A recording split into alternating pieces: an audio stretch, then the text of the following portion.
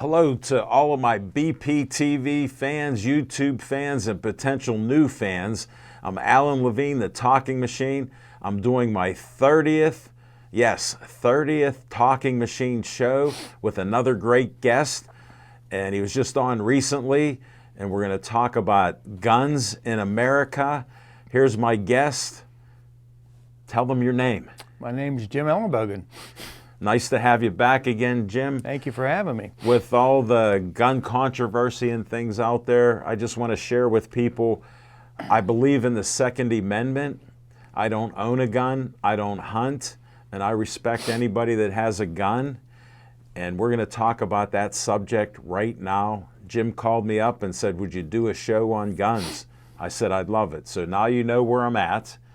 And Jim, what are your thoughts on these terrible times? Well, I never thought anything could polarize the country more than the vaccine did, but here we are again.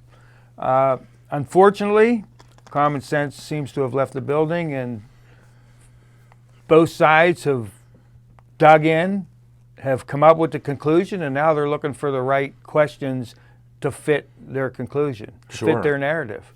Sure. You know?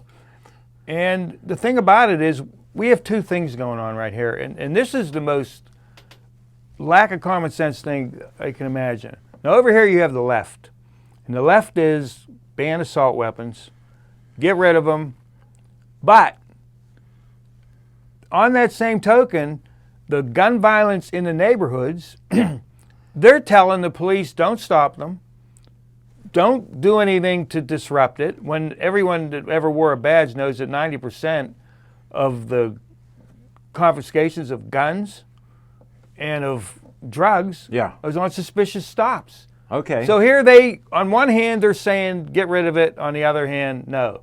And over here you have the right.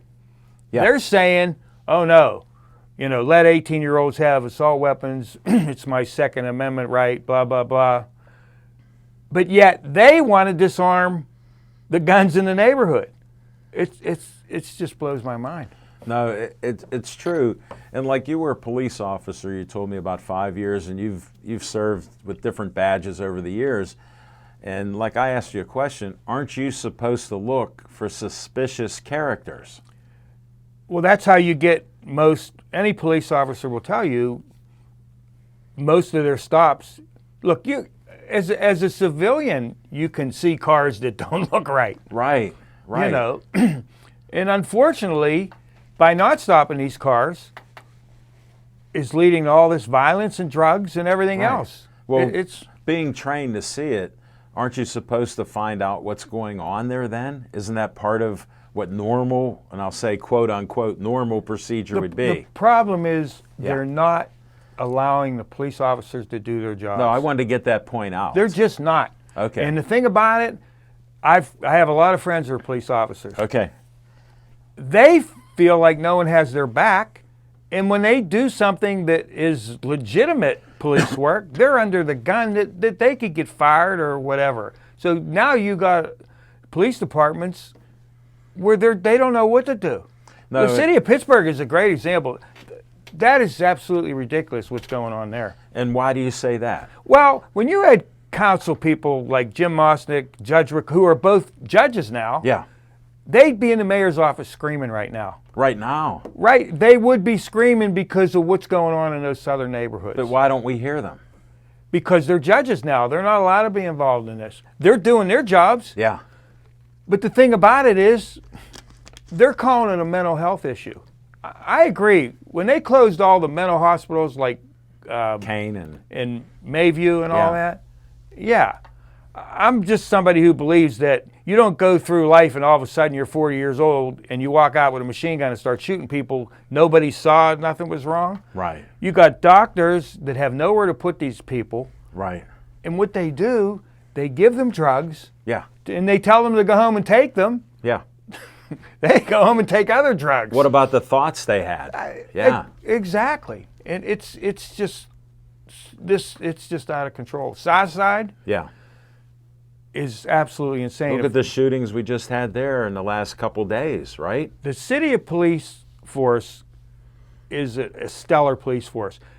When they disarmed that lunatic that shot those people in that synagogue, Yeah. they were the stars. Because other cities in Minnesota were doing crazy stuff, all of a sudden they shut our police department down. If they would let the city police go in the South Side, Right. they Well, would clean this mess up. Like I tell people at Tree of Life where it happened, if they would have waited like they did in Texas, you wouldn't have had, 11 people die? You might have had 30 or 40 or more. Absolutely. Absolutely. And the thing about it is, if we know the police can't do anything, you think the criminals don't know? Oh, yeah. I've heard 2 stories in the last couple of days of confiscated guns, and then they let them go home with their mother. Wow. I mean, it's How's that even possible? it may not, in the city of Pittsburgh it is right now. Wow. And the thing about it is, Mayor, I'm just going to say it. Yeah, Mayor go ahead. Peduto started this when downtown went to hell in a handbasket. Yeah. And people complained. His answer was, "Well, go shop. If you don't like it, go into the suburbs and go shopping." Sure. That was the beginning. Of the end there, yeah. The new mayor is a great politician. He was smart enough. I know Ed Gainey. Right. I met him and 10 I've years known him ago. for years. Yeah. He was smart enough to peel away that woke vote enough To win. to win. Yeah. And now he's trapped, I think. Right. No, that's a good point with what happened in the policy. So what's he going to do? I think he's afraid of losing that vote and being a one-termer. Sure. And the biggest problem is, and people that are listening, 60% of the registered, forget about the people that I know that should be registered that don't vote, Yeah, yeah. they only vote for the president. Every 4 years. Yeah, so you got 40% of the voters in this city that are determining What we do. and who the elected officials are. Wow. If that 60% would get mad enough and get off, Yeah, off their chair. and you know the last time that happened? No. From a history point of view? Go ahead. When Pete Flaherty was able to Wow. rile the city of Pittsburgh. I remember that. And almost 70% of the voters got off the couch and threw out the entire administration. No, I remember when that happened. They Yeah. were stunned. Exactly. Absolutely stunned. So, He was so charismatic, yeah. you know, So, definitely. it's unfortunate, but elected officials vote their constituencies, and if you're not voting, they're going to do what they do. Sure. No, I appreciate you throwing these things out. And me being a history guy, I've seen it over the years. When I was You a know. councilman, that was always my biggest problem. I never thought about it. It goes from here to here, and any of my colleagues or ex-colleagues would tell you, if you've ever worn any kind of badge, Yeah, and you've worn a few. the worst thing is to be an elected official, I think. Because Really? we just say what goes on our mind. Right. You know. Right. You have what they call no filter. No, I don't have a filter. And I know. you were born and we were brought up by dads who had no filters. I'm a product of a World War II combat veteran father. I mean, that's Well, the way we were raised. We're similar. My dad, may rest in peace, was a artillery guy in the Korean War at 19 years old. So there's It's a an big interesting- difference. My dad, God rest him, was born in 1930, and he has a combat star in World War II on his grave. He ran away from home. He was 15 years old in I combat. was going to say, my dad was born 31, so your dad did something to get in because he he wanted ran away to from get home. in. Right, exactly. It was Right. a different, Well, the greatest generation included a few extra Yes. out there. And the mentality, like I tell people, was different. Like Oh, I it's- grew up with a dad that would yell at me and be constructive. I didn't start crying. I became a better baseball pitcher. I became a better a citizen, and I ended up being a starting center on the football team. I have this conversation with my own children and grandchildren. Today everybody gets a trophy. In our day, we cried, we lost, and they grabbed it and they said, "Get up and pull your belt in Get out there. and get out there." And it was with everything. Fights. You imagine that today? No. They used to drag you out of the house and go, face it, Yeah. but No, and it's changed. Do you think it can change somewhat to get back like that so we can get some control, or how could we do it? as a historian that you are, Yeah. unfortunately, if you look at the history of this country, it has to swing so far, and then it swings back. Well, I call it the pendulum. Exactly. Most of us are in the middle of the pendulum, and when we're too far right, like things are happening now, where you can't agree with anybody, to get it to go back to even the center, I don't see it happening in a short period of time. I'm a big believer that if you're under 40 and you're not more liberal, then you don't have no heart. But if you're over 40 and you're not more conservative, you don't have no brains. Yeah. It's the nature of, like my own children, now that they have children, now, like my oldest It one. changes. Oh, yeah, I listen to her and I'm like, You sound like me. exactly. No, and you're allowed to be that. And like, I'll share this on air. I'm a union conservative Democrat without a party. And I can't go to the other party because what they've done since the 70s is give all our jobs away to China and other countries. We lost all the middle class $50,000 to $100,000 a year jobs. And I'm still a Democrat because I'm last of the Mohicans with nobody that represents my thought process. Not conservative and not union. You got in my head. I'm the last. Well, I was one of the, if you look at all the moderate elected officials, You're the last. gone. Yeah, it's like we were raised as Democrats. But we worked with Republicans. And these labels, I got to be honest with you. Yeah. I'm the conservative candidate. I'm the liberal candidate. I hate being pigeonholed like that. I'm liberal about some things, and I'm conservative about other things. So am I. Before would I even know what the issue is. So the moderate force in this country is the force that's sitting on the couch They're wiped out. and Yeah. just gave up. Well, it's frustrating. It is. Look at how you're talking about being put with a label. Like, I'm conservative on financial things. Socially, I'm more liberal. And I'll stay that way, and I've been that way. And only over time did I become more conservative with financial things. And we're so out of control. We have a fiat money system to get geekish on you. Look that up. Every fiat money system has failed. And you talk about taxes, you talk about money supply, you talk about stock markets. Tell me something that isn't manipulated. And then you start talking about guns. Did you ever hear of lobbyists? Look what lobbyists do. They give people millions of dollars that are in Congress and government, from assistance all the way up. And if I give you fans out there $1 million, would you feel obligated to the talking machine? Yes. Well, everyone's obligated to the talking machine. Oh, okay. Well, I'll say if I gave you money, you might feel a little more obligated. Thank you. The thing about it is the NRA is so powerful. I'm not someone that people would consider a bleeding liberal. I mean, I believe in the Second Amendment. I believe in guns. I did that up front. But there are a lot of guys like me that do not believe that an 18 to 21-year-old kid needs a machine gun. And I listen to these guys that say, it's my right, I have one, this and that. Let me tell you, if you're in the supermarket or you're at the theater and you believe in it and he pulls that gun, you don't have yours with you. So what good is it? Good point. Yours is at home on the shelf while he's shooting up at, you see what I'm saying? No, it's insane. And I'll bring out some of my history. You like that.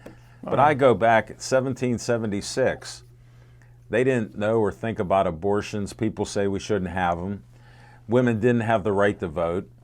Only guys that owned land and slaves were allowed to vote. They created one of the greatest governments in the world, broke away from the strongest country in the world. And the British tried to confiscate weapons off the Americans because they said they were assault weapons. So I say, why don't we go back to, they didn't know about AR-15s and all the technology. Let's go back to the Constitution. Now this will sound outrageous. I am not being sarcastic. I mean this literally. They had muskets. Let everybody have as many muskets they want under the Second Amendment, and let them have, I would add this, they had cannons with cannonballs. Have cannonballs all over your property. And then let's talk about gun control. Who's going to bring a musket to kill 30 people, 21 people? by the time he loads it, somebody maybe with a hammer would hit him in the head. You brought up a point that, like, I have 2 points that I would like people to think about. Sure. First of all, the guy that invented the AR-15, I listened to an interview with his family, and they said he would be horrified Wow. to know that this weapon that he created for war Yeah. is being used in the streets. And second of all, and this is such a valid point, somebody somewhere down the road decided that the AR-15 is my right to defend my house. That seems to be right now. But what if somebody gets up one day and says, I have a bazooka, I got a couple hand grenades, I can't use an AR-15, I need to defend myself with my hand grenades or my bazooka. It's my right to defend myself. Yeah. What's the difference in point? Right. You know, is there no law? When I hear people say I should be able to take any kind of weapon, well, what if the guy got a bazooka? And he says it's his? Yeah. I mean, No, it's you make up a good point. But what you started out the conversation is, where's common sense at? It's left the building. And like you know, you dealt with bad people as a policeman and a government official. Bad people know what's right and wrong. They make a choice. You know, I'm going to say this. When I was chief of special services for Allegheny County, I've seen things that no human being should ever have to see. And the men that, Sure. and I'm sure some of them are watching it, the men that worked for me will tell you the same thing. And I listen to all these macho this and that, and we've seen them in emergencies. Yeah. They're not there. It's not the same mindset. You know what I'm saying? Yeah. When it goes down, it's a total different story. Right. You know, and I hear these people chirping and have no idea what they're talking about. I mean, these poor children that were murdered in Texas, for them to have to use DNA to identify babies? They were destroyed. I'm sorry, I don't fall. And like I said, I'm not somebody that does not believe in the Second Amendment, but I don't believe, and there's no reason for these kids to have these machine guns. They just, Sure. you know. Sure. That's why I come up with my 1776 original Second Amendment. That's what they were thinking at the time, Right. Muskets. you know. Excuse And like me. I said, this is 2022. Now it's the Yeah. AR-15. What comes next? Lasers. You know. The lasers. And that, you know, the best part, I listen to these guys that'll say, well, you know, it's my right to protect myself if the country goes native. Well, let me tell you something. You're not. When you get a knock on your door and it's a drone, you ain't going to do nothing. Or when you got a tank in your driveway. So that's Right. a moot point to me. I mean, Well, look at what drones are doing in Russia right now. Killing 20, Yes. 30,000 soldiers supposedly trained in Russia. you know, it's funny. I listened to a thing on the radio the other day that they were talking about creating some kind of a drone in these schools that could be activated Yeah. in the event of an emergency. Sure. Which, you know, it is interesting to hear about it. No, it makes you wonder because we have the technology. And look at like this, if anybody believes that we're not under surveillance 24/7, then they're in a different society. Because look at look at know. my phone. Exactly. They know right where I'm at. How can, like, if we do something, they can pull up phone records on us that we talked years ago and say, look, this was a bad man. Oh, there's no question. You know, the thing about it is, you have to believe Democrat and Republican do not want to see children or innocent people harmed. I believe that. And if this Senate would just sit down as parents and as grandparents and common sense say, you know, how do we save these kids? Yeah. Instead of like the NRA sticking their thumb in them and Yeah. then the woke side saying you can't do that. Meantime, people are dying. And that's, Well, you know. here's what bothers me. Look at how we're number one in mass shootings in the last 20 years. There's other countries, and I saw something, that haven't even had mass shootings. Yeah, it's. So why? We are a gun culture. And we have over 400 million guns, I had heard. And We have more guns than we do people. Yeah, 330 million people, 400 million guns, and they know how to stop it. You limit the guns. Every country that limits guns, there's actually no mass shootings or less mass shootings. Nobody's even close to what we're having. We were averaging like almost 1 a day, now 2 or 3 a day. Oh, So it's out of control. It's so far out of control. The pendulum got to come back somewhere, hit that middle group where we can make decisions, rational decisions. I mean, there are some situations that they are what they are, but there is no excuse for not being able to stop a lot of this. Yeah. And like I said, Well, here, you had a good conversation with me, and I'll bring it up about George Floyd. And we were talking, Jim and I are friends, so we talk, and I go, how would you have solved that as a police officer? He goes, well, he's high on drugs, alcohol, whatever else. We stop him. He goes, I'd have cuffed his right arm and right leg and walked away.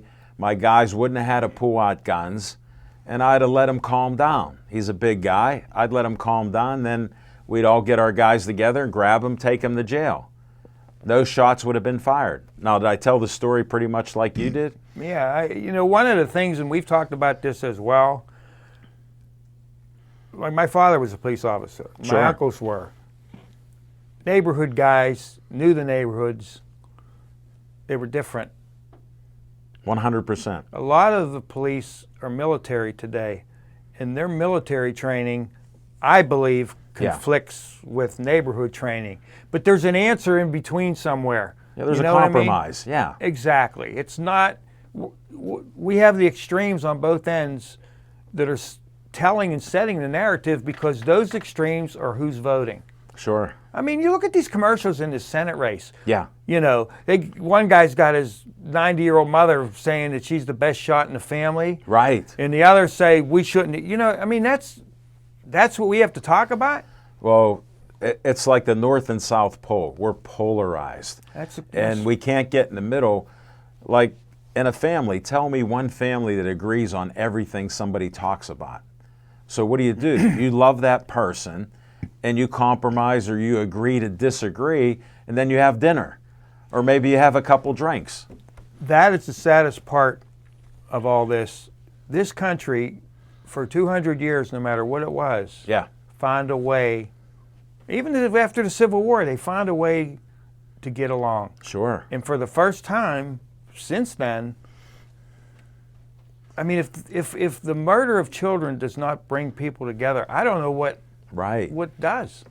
Well, look, an insurrection is still going on, and our founding fathers, being a history guy like you are, they would ask for a revolution against our government right now because they're not honoring the Constitution, no matter what you say on the left or right. Look at what they founded the country on. Did you hear what happened today? No. Supreme Court Justice Kavanaugh, Yeah. there was a guy that drove from California that they arrested because they have guards around him now ever since this abortion Sure. thing, that his intention was to murder him. Yeah. So now we have to protect, Supreme Court justices. and how far does all that go? Right. I mean, that's how nuts this is getting. Sure. No, and that's why somebody rational, I don't see any rational leaders out there who could bring us together on these issues where we could compromise. I've seen, and you know, I've been in politics as Your whole well. life, yeah. I've seen common sense, rational politicians that have spent so much money and they start sweating and they mortgage their houses that they get dragged into the narrative Okay, for that one will side or the other. that will help them win. Yeah, You know, damn the torpedoes, swear, you know what I mean? Yeah. I've seen a lot of judge candidates do it too, and all of a sudden they're polarized. right. And that's their constituency, and unfortunately, it is what it is. Well, I always say follow the money. And you've seen it firsthand with your stories, with your book. Tell them the name of your book if you want to read on Yeah, something. if you want to read a good political novel, Tarnish on the Brass Ring, you can get it on Amazon. And you got the Talking Machine endorsement. I can't wait for the next book on that. Yes, there a lot of people are asking for a sequel. I want a sequel. I'm asking. Put me in that crowd. It's an easy reading book too, so I hope a lot of folks have. I don't want to brag, but I couldn't put it down. Every chapter was a necessary read. I finished it in one session of reading. I'm honored that every review that's been done on it has been a 5-star review. So that's been exciting for me. Can I give 10 on the Talking Machine Show? 10-star. Here, if you don't want to read it, buy it for family or friends, because they'll enjoy it if you don't think you Well, will. I appreciate that. And if you need to read a page or two, it's a page turner. What makes me laugh is I've actually had people write me, call me, and want autographed copies, and I'm like, why would anyone want my autograph? The Talking Machine, on the other hand, you know, Whoa. I'll autograph it for you. There Just you buy go. it for them. We're working a Absolutely. partnership. I don't even want any money. You can't corrupt me. you've proved that. And Sorry, I just thought I'd bring it out. Well, we wanted to have an open discussion on it. We did it on Facebook Live. We really didn't get to promote it that well, but we put it out there, and we have a few people out there. Ann Gattano, Donald Dazen, who I went to school with, Robert Stone.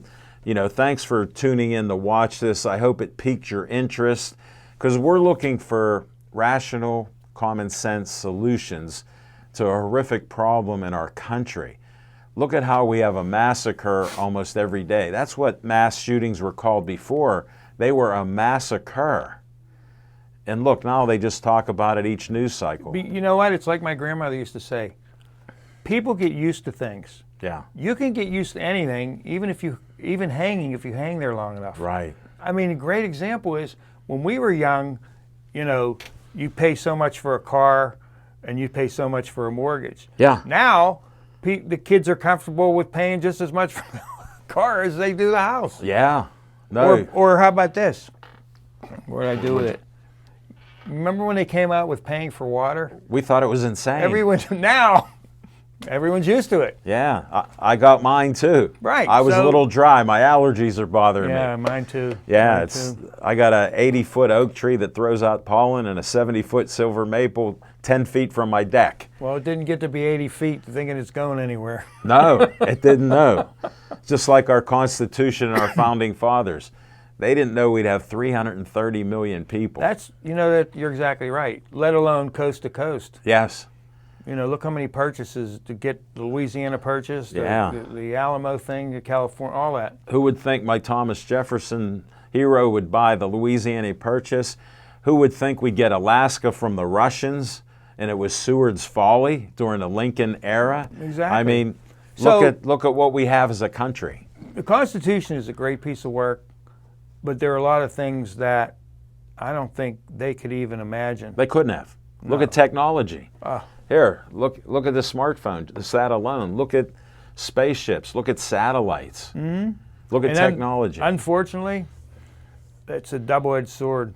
It killed newspapers, and I'm a newspaper guy. Yeah. That's in the Constitution, freedom of the press.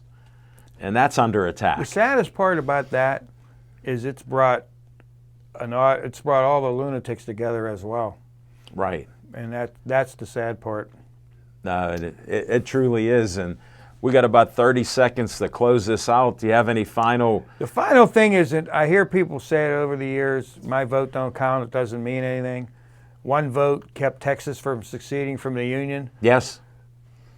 You got to vote. It's the only way to try to turn things back to normalcy, Somewhat, yes. because we are on a dangerous, slippery slope in this country right now. Southside, Pittsburgh is a great example. Now they're closing businesses because the owners can't deal with it anymore. Right. So- No, that's so sad. It was vibrant, you know, maybe too much so. But hey, I want to thank Thank you for Jim having for me. being on. Great discussion. Thanks to all of you watching the show now and all the ones that are going to watch it when we post it up on YouTube. So thanks again. Stay tuned for the 31st Talking Machine show in 2 weeks.